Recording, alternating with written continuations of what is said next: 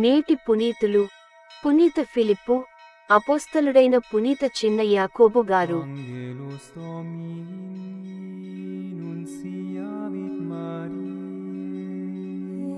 ప్రభువు యాకోబునకు తదుపరి అపోస్తలులకందరికి కనబడెను.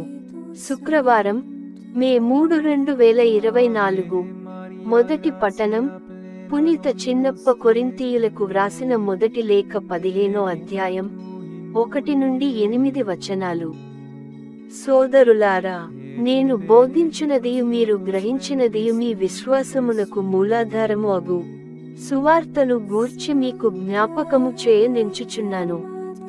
మీరు ఉద్దేశరహితముగా విశ్వసించి ఉండిననే తప్ప, నేను మీకు బోధించిన విధముగా మీరు దానికి గట్టిగా అంటి పెట్టుకుని ఉంటిరేని మీరు రక్షింపబడుదురు. నేను పొందిన దానిని మీకు మొదట అందించితిని.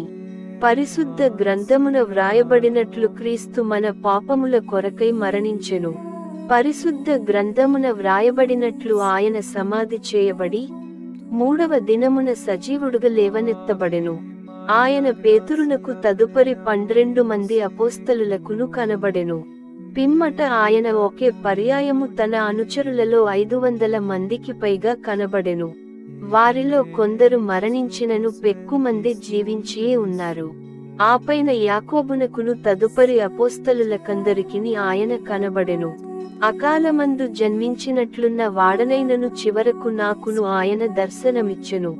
ఇది ప్రభువు వాక్కు.